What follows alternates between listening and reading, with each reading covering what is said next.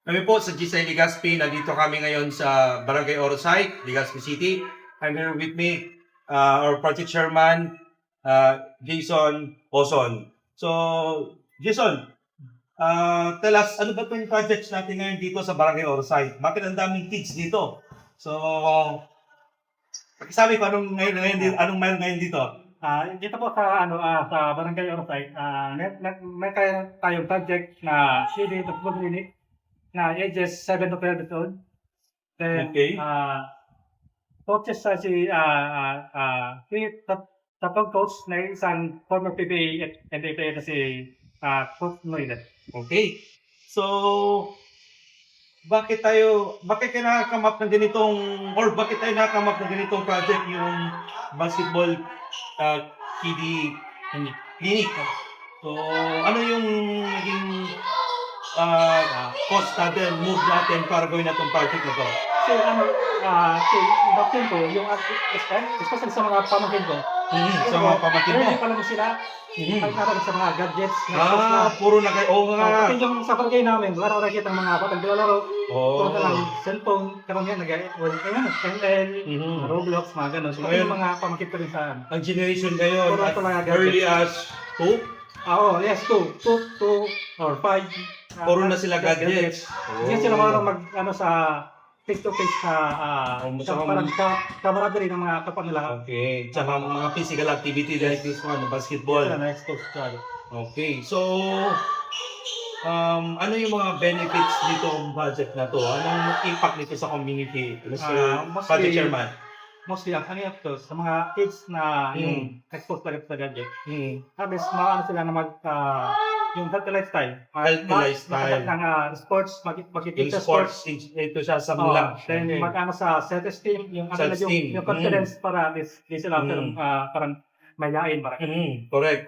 Then pangalawa naman ay yung pangalawa yung discipline para Discipline nila. alis patong sila maging sarili nila control, mag-balance ng work, school life and life balance. Okay.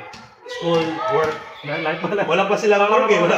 So, school, And life balance. Yung parang social life nila para Okay. sigurong Then, ano pa? Then yun, para alis maaaring yung yung network, maaaring yung mga ibang Like, magkaroon sila ng mga bagong friends. And lastly, yung skill nila may ma-improve. Bakit sila mag-improve na mga basketball or kung ano pang gusto nilang sports na ito yung magiging way sa kanila na meron palang akong pwedeng magawa maliban sa pagsa-cellphone ng sports na pwede lang pang-tigil dyan. Ito ng basketball. Ayos. So, first time natin ito ginawa sa GSI Legazpi here in Legazpi City. So, are we going to expect something more like this? Definitely sa mga comments ng mga parents, gusto mo daw nila na magkaroon pa ng sakali. Isa pa, Oo. Yung isang grupo doon ng mga kids sabi sa akin, meron pa ba nito sa next Saturday? Sabi ko, try po natin. Basta meron tayong makaulit ng mga sponsor. Kaya, Jason, pasalamatan muna natin yung sponsor natin. yes, I would like to thank Sagachit Resto Grill, Okay. then Avitoria Lopez. Yes. then Infinitrix Cargo, Okay. then KDPT Accounting natin, Yes. then Tito's Kitchenette, Okay. then yan po to. Yun. Ano pala, yung thanks for Barangay Orosay sa pagpahiram ng Yes. covered court.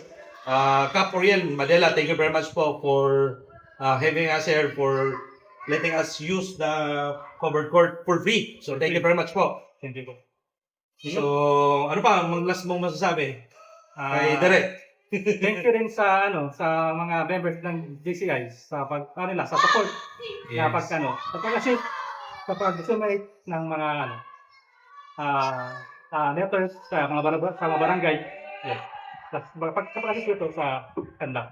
Okay, so, these members, thank you very much. Talagang pinapakita nyo yung take action natin this year. So, isang bumbong tayo dyan. Bumbong. Yun. Naman natin ngayon si Coach Nunez, former PBA player. Jason, sige na, tanong mo na si Coach kung anong kailangan natin. Coach, ano po bang yung naging ano nyo, comment sa pagkano, kung ano ba, yung ano nyo, expectation nyo na sa event. Basically, yung JCI industry, nakakatulong kayo. Kung ito parati natin gagawin, makakatulong tayo sa mga bata na mag-iiwas sa mga masasamang bisyo, malalayo natin sa mga games sa cellphone, more on activity na ganito. Mga physical activity. Physical activity. And then, yun nga, matuturuan din natin ang mga basics sa basketball, mga fundamentals. In the future, magagamit nila yun. Lalo na kung may mga pangarap silang pumunta na Manila, o kung gusto nila mag-PTA, o kaya maglaro sa mga Yun. So, Coach, anong piece of advice mo sa mga youngster natin na they're aiming for higher na maging player in the future? May advice siguro sa is kailangan nilang magkaroon ng sense of urgency na mag-improve every day. Kasi ang competition sa Manila iba na kasi more on na sila more on Phil-Am, more on sobrang gagaling lang from Manila. So kailangan dito pa lang sa local, may sense of urgency na sila mag-improve every day. Yes, yun ang kailangan ma-develop nila personally sa kanila. Yung skills. Ma-improve nila everyday talaga. Passing game, lalo ng mga fundamentals ng defense. So marami pa. Pag bata pa kasi, mga basic pa lang. Pero pag lumalaki na, kailangan mas ready na sila sa next level. So yun. Isi, ano pang gusto mo idagdag kay Coach? Thank you din sa pag-invite. Thank you. Coach, pwede mo i-plug yung gym nyo para next time yung mga parents dyan na gusto i-enroll nila yung mga kids nila. Alam niya kung saan kayo kukontakin. Okay. Pagdating po ng vacation, pag wala ng pasok, baka magkakaroon kami ng mga basketball clinic sa Dominican School of Kamalig. So siguro, marami na naman nakakakilala din sa basketball court ko na dinonate ko sa Daptong School. So, may basketball court doon, may gym. Talagang tinulungan ko yung dati kong school para makilala ulit. So, abangan nyo kung ano yung mga susunod na mangyayari dun sa basketball court na pinag-. So yun. So daming puntahan natin. If you have time and yung mga kids yung gusto nyo i-enroll, visit po tayo doon sa gym ni Coach sa Dominican Schools sa Kamali. So yun, Coach, thank you very much for having you. Thank you. Thank you. Thank you. Kids, nag-enjoy ba kayo? Enjoy! Ayos? Ayos! Yan, kapilog yan. Yan. Yan. Nice.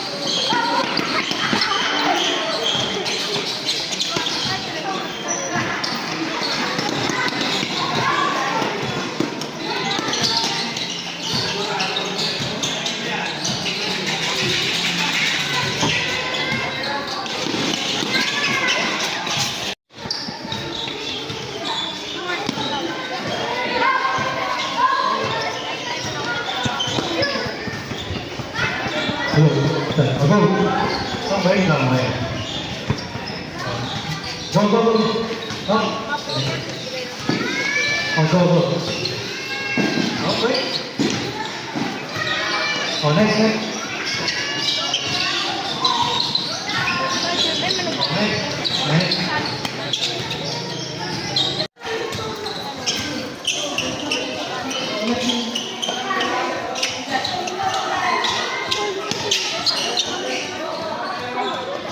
Raksan. Hold on.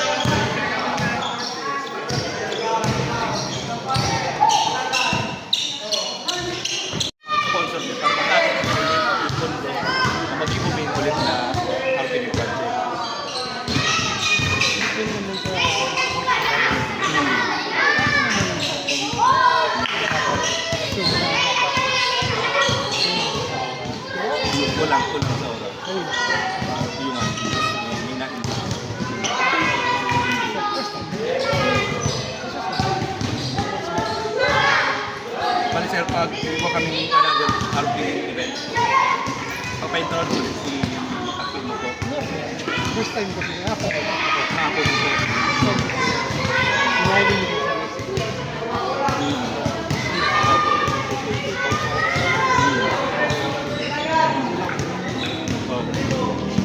Ginagawa ko sa ako. Ako yung sa bigas niya. Kaya kung tayo. Si Engineer Diesel, siya po ang project chairman in military. Siyang event, siyang nag-organize.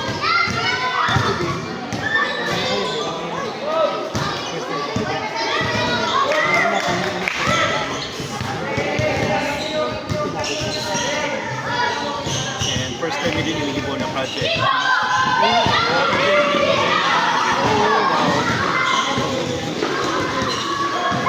Ika po, PC, may ako sa kayo, sir.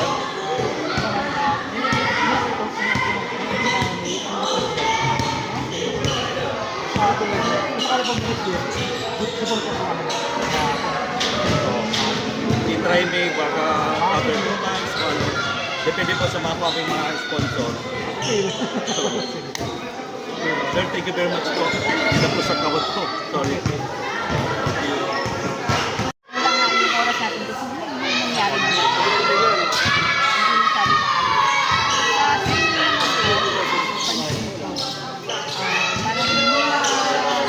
dapat siguro siya pa rin yung malalaki sa mali. Kasi first time na talagang mawak ng bola, first time na nakalagay doon sa ano, but kaya lang medyo nakita ko,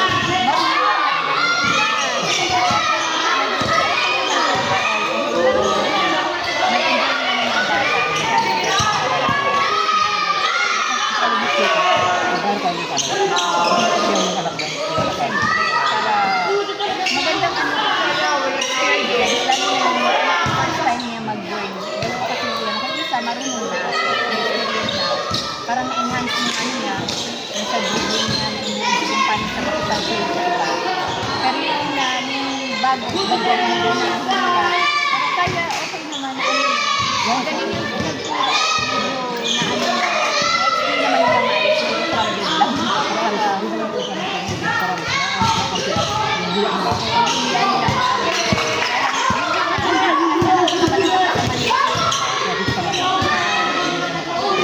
Parang naano ang tatangkad na ng iba to. Yun lang naman.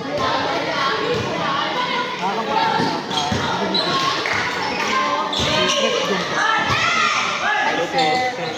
Hello po. Saan pa sa Katras?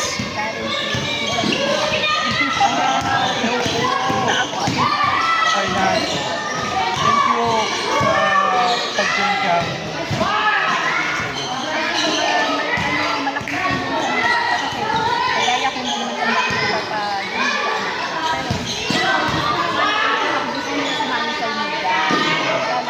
Ang mga training sa basketball, nasa 6 na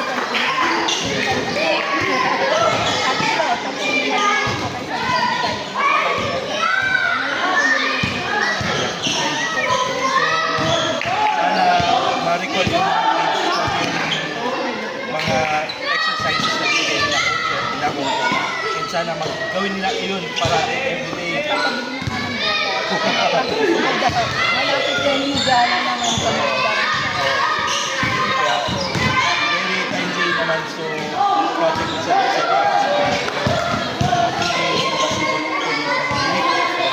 basketball clinic. Opo, ibon din siya ni early or baka pag nakakuha kami pa sa sponsor, ibon din pa.